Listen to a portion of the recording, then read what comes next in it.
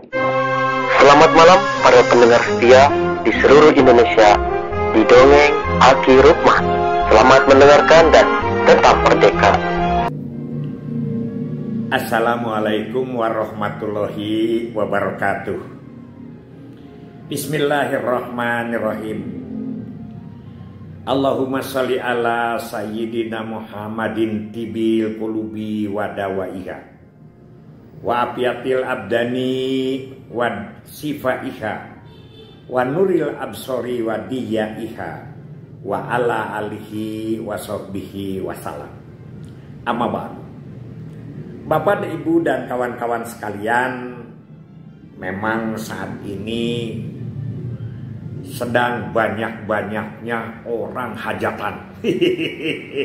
Sehingga Aki kadang-kadang sehari dua atau satu bukan hanya sekedar sebagai undangan, tapi juga kadang-kadang menjadi petugas panitia. Banyak pertanyaan-pertanyaan tentang bagaimana pengalaman upacara adat perkawinan Sunda saat ini atau zaman now. Aki sementara tidak akan membahas ke sana, insya Allah nanti temuan-temuan Aki akan disampaikan. Tapi sekarang kita lanjutkan dulu tentang mengenal Pandawa Lilima. Ya, apabila kita pada hari ke-1 kita mengenal tentang Pandu Dewamata, hari kedua adalah Dewi Kunti Nalibrata, maka yang ketiga ini adalah kita bahas adalah Darmakusuma. Darmakusuma itu sebetulnya adalah putra sulung Pandu Dewanata dari Dewi Kunti Nalibrata. Karena dia adalah putra sulung, maka dijadikan raja di Amarta.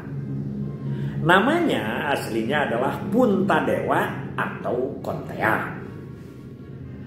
Namun pada saat berada di Alas Amar, kita kenal ya, Alas Amar itu adalah sumpahnya Kurawa untuk memberikan negara kepada Pandawa, tapi harus membuat dulu tanah untuk pindahnya Astina ke Alas Amar itu.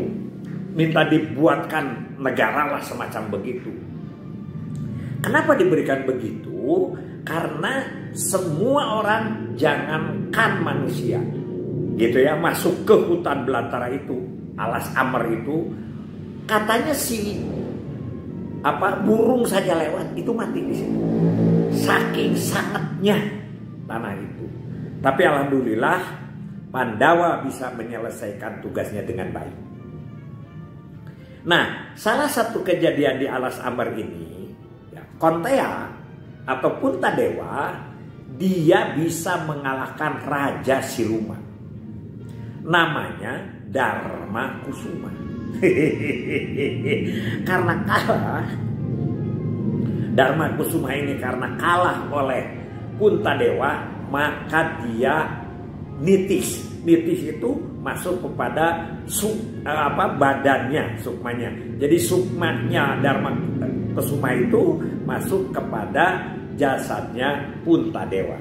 Sehingga sejak itu Darmakusuma atau Puntadewa mendapat julukan Darmakusuma. Dan yang terkenalnya itu, ya, itu ceritanya. Nah, Darmakusuma itu adalah punya istri Dewi Drupadi, anaknya Dewa atau Prabu Drupada. Drupada atau Durpada, ada yang begitu. Sebetulnya yang terkenal adalah Drupada dari negara Cempaladirja. Dan Darmakusuma dari Dewi Drupadi ini mempunyai anak satu, diberi nama Pancawala. Ini ada sejarah. Pancawala itu katanya ini adalah anak 5 orang Pandawa. Karena pada saat itu Dewi Kunti sedang melirik ke sana dibilang bahwa kami mendapat hadiah sayembara yaitu Dewi Drupadi dan katanya harus dibagi 5. Tapi itu sudah dikikis ajaran itu oleh para wali di dalam ajaran Islamnya. Wayang golek yang disesuaikan dengan ajaran Islam oleh para wali kita. Ya, Wali Songo maksudnya. Itu. Nah, selanjutnya Dharma Kesuma itu mempunyai sifat minandita. Seperti Pandita gitu. Minandita itu sabar, jujur, ya, bijaksana, adil, tidak pernah menyakiti orang lain. Ya, disebutnya adalah minandita. Satu saat,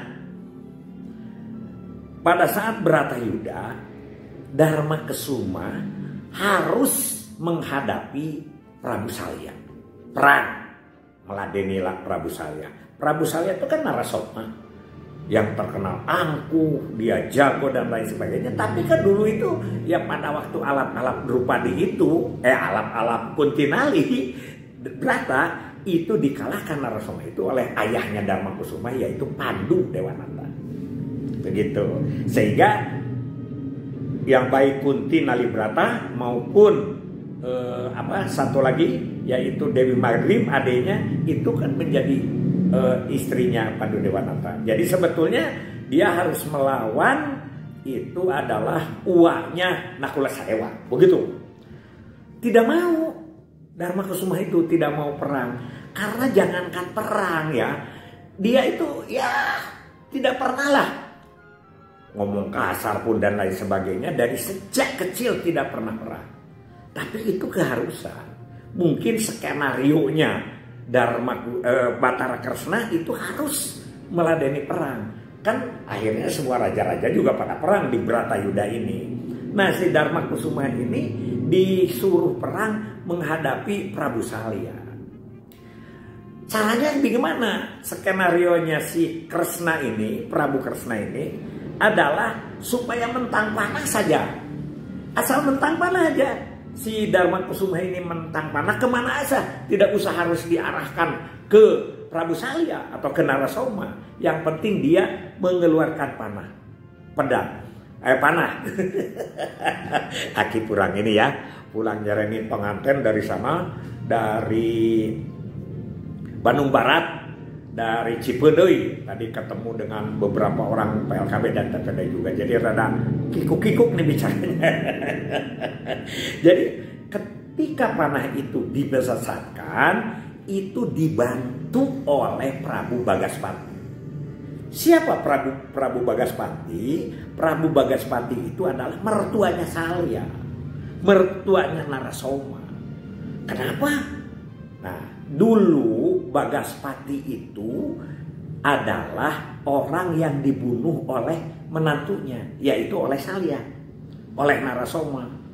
Kenapa membunuh mertua? Sekarang juga banyak. Tapi kalau itu mah alasannya waktu itu adalah malu, lingsem, ya.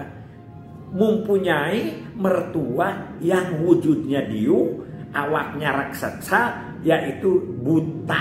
Ya, begitu. Jadi apa? Ya tidak sama lah dengan manusia gitu ya. Buta, jadi karena dia malu maka mertua pun dibunuh. Nah, ini si panahnya Dharma Kesuma ini dibawa oleh Bagaspati dan akhirnya adalah membunuh Prabu Salya. Sebetulnya cerita tentang Dharma Kesuma masih panjang. Ya, bahkan di satu keterangan bahwa Dharma Kesuma ini mulanya masuknya adalah ke surga sendiri dengan jasadnya. Kalau orang lain kan jasadnya kan ditinggal sekarang ini, tapi di dalam cerita itu adalah Dharma Kesuma itu dengan jasadnya. Tapi ketika di surga dia itu tidak ada temannya karena saudara-saudaranya berada di neraka. Nah, karena di neraka maka dia itu ingin pindahlah ke neraka menengok saudara-saudaranya dan dia dimasukkan ke neraka. Tapi dewa menciptakan bahwa karena neraka itu adalah orang yang jahat, jadi Pandawa itu masuk dulu ke neraka sebentar kemudian dipindahkan ke surga. Sebaliknya Kurawa yang sebentar ada di surga dia dijadikan neraka gitu loh.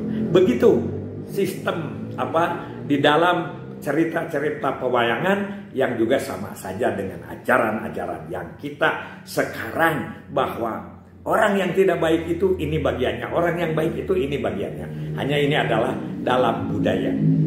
Sekian dulu dari Aki. Billahi fisabilil haq. Wassalamualaikum warahmatullahi wabarakatuh.